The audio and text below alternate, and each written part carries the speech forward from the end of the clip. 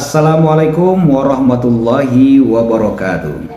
Pada kesempatan kali ini saya akan bercerita tentang legenda Siak Jeli atau di Kerinci bagian Sula juga dikenal dengan sebutan Imam Majli. Namun sebelumnya saya mohon maaf yang mana mungkin di dalam penyampaian saya, cerita saya terdapat perbedaan versi ataupun jalan ceritanya. Saya mohon maaf karena lain orang tentu lain cerita yang disampaikannya.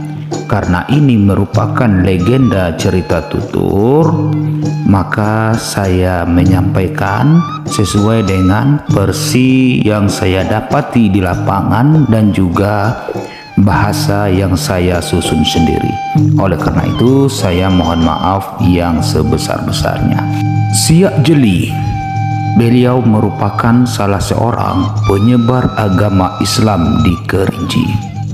Sekitar abad ke-14 atau 15 Masehi, 7 orang pemuda yang telah tinggi ilmu agamanya di sebuah perguruan Islam Siak Indogiri sepakat untuk mengembara, menyebarkan agama Islam. Mereka bertujuh dikenal dengan sebutan Siak Jeli, Siak Ali, Siak Lengih, Siak Rajo, Siak Seti, Siak Perbut Seti, dan Siak Ji. 7 pemuda ini senantiasa mendirikan sholat 5 waktu, sholat malam, puasa sunat, berzikir, dan mengharap ridho ilahi. Perjalanan mereka sangatlah jauh, hutan belantara, rimba raya mereka arungi dengan semangat. Tujuan mereka ialah suatu negeri yang belum beragama Islam. Mereka melewati Pariang Padang Panjang, di mana negeri yang mereka lewati senantiasa berdakwah dan menyebarkan agama Allah. Setelah istirahat di Pariang Padang Panjang, mereka melewati Mangkudung di Sumani, lewat Sijungke Kuto yang Panjang, terus Koto Gedang, turun ke Lembah Paya, di mana di sana bukit tidak berangin, suak tidak berair.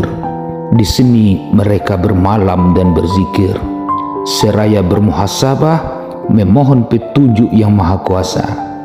Setelah larut malam, mereka berzikir. Mereka berangkat melewati tanah Sungai Bagu, menjelang Durian Terung, lewat di kaki Gunung Merapi, yakni Gunung Kerinci, terus ke Koto Limau Mani, Koto Tuo Kayu Aro sekarang ini. Jalan yang mereka lewati ini dikenal dalam Tambo Kerinci dengan Jalan Surat Depan atau Jalan Nenek Siak Jeli. Di Koto Limau Mani mereka bertujuh tinggal sementara waktu untuk berdiskusi jalan mana yang harus dilalui. Maka disusunlah batu yang terhampar dan sebuah batu yang tegak di tengahnya. Lalu mereka berdiskusi untuk terjun ke alam Kerinci. Maka disepakatilah jalan yang harus mereka lewati. Pertama, Siak Jeli, Siak Ali, dan Siak Lengi akan melewati bukit sebelah kanan, sementara Siak Ajo, Siak Seti, dan Siak Perbut Sakti melewati jalan sebelah kiri. Sedangkan Siak Ji akan mengembara ke negeri Lunang, Indrapura. Dalam kesepakatan ini tersebut dalam Tambo Kerinci, ado latih yang 6, barung yang 3, mano dikatakan latih yang 6, 3 sebelah kiri dan 3 sebelah kanan. Dalam pengembaraannya di bukit sebelah kiri, jauh berjalan mereka sampai di Talang Manio, yakni Kemantan Hilir. Maka tinggallah Siak Ajo di sana untuk mengembangkan agama Islam. Siak Seti mengembangkan Islam di Koto Jelatang, dan Siak Perbut Sakti mengembangkan Islam di Koto Marantih Tinggi, yakni Tarutung sekarang ini. Sedangkan di sebelah kanan, Siak Jeli mengembangkan agama Islam di Koto Jeli, yaitu desa air terjun Sulak Kecil sekarang ini.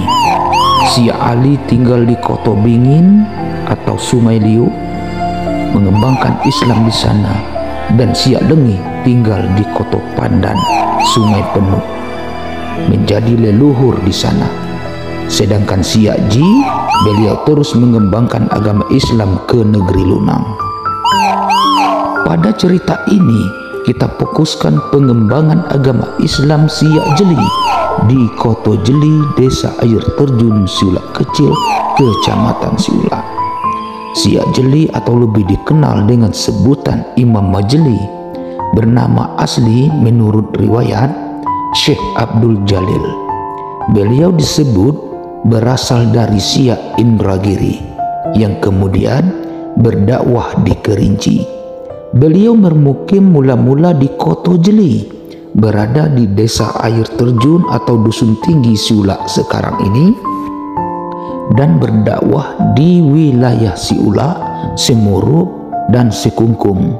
Di Koto Jeli, beliau diterima oleh masyarakat yang pada masa itu masih memeluk agama kepercayaan animisme ataupun Hinduisme.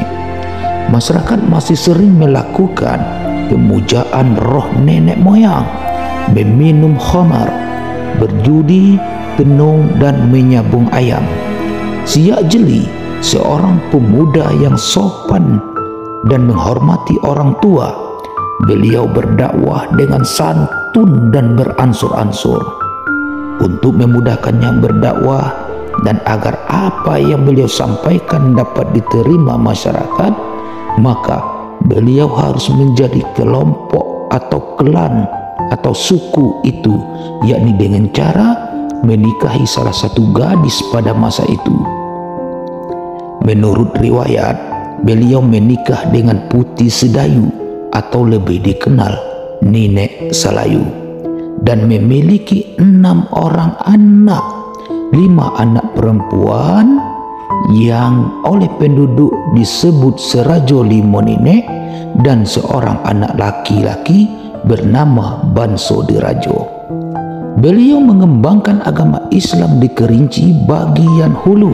Beliau berdakwah dengan damai, dan beliau sering mandi balimau dan salat di Batu Jung di pinggiran sungai di bawah Koto Jeli.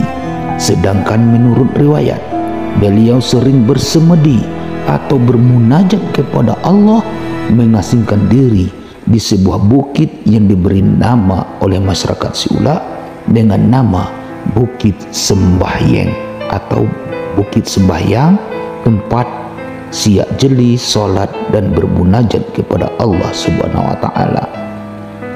Dan di sana pernah ditemukan oleh penduduk sebuah batu yang terdapat bekas telapak tangan dan telapak kaki beliau sujud.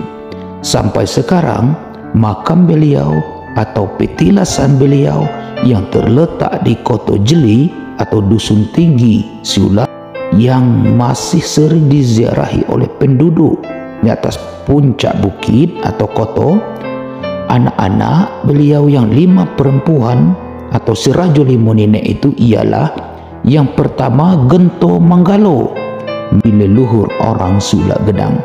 Yang kedua Gento Meh yang menikah dengan Temenggung Tuo Susun Negeri, anak dari Mangkudum Wali Semat, dan menjadi leluhur orang Sulak Panjang. Dan yang ketiga Gento Suri, bermukim di Semurup Koto Dua Lama. Yang keempat Gento Ayun, bermukim di Koto Payang.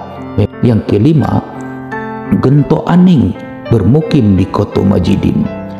Selain Siak Jelir tersebut, ada banyak lagi imam-imam yang berdakwah di wilayah Siulak dan Semurup.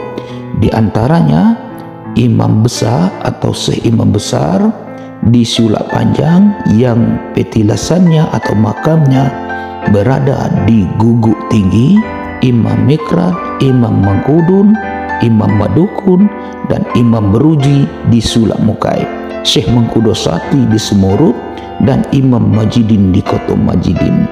Adapun menurut tutur riwayat orang tua-tua, aliran Islam yang beliau bawa adalah aliran Sufisme, yaitu tarekat Samaniyah, dengan bukti adanya tari ratib seman, ya, ratib Samaniyah, yang orang Kerinci di bagian Sulak menyebutnya tari tismen, yang sering dibawakan masyarakat Kerinci pada zaman dahulu sehabis bulan Ramadan. Kenapa beliau disebut Siak Jeli? Karena beliau berasal dari Siak, maka untuk penyebutan kata alim, ya, kata orang alim di wilayah Kerinci, terutama di bagian Sulak, disebut dengan Uhang Siak. Maksudnya orang alim. Namun pada prinsipnya karena beliau berasal dari Siak, maka lama kelamaan kata Siak ini identik dengan kata alim. Demikianlah cerita tutur yang saya dapat dari para petua. Mungkin terdapat versi yang berbeda serta cara penyampaian yang berbeda. Saya mohon maaf karena ini cerita tutur yang tidak dibukukan, tidak ada bukti otentik, ya, bukti fisik, dan merupakan sebuah legenda yang hidup di tengah masyarakat. Sampai ketemu pada episode berikutnya. Wassalamualaikum warahmatullahi wabarakatuh.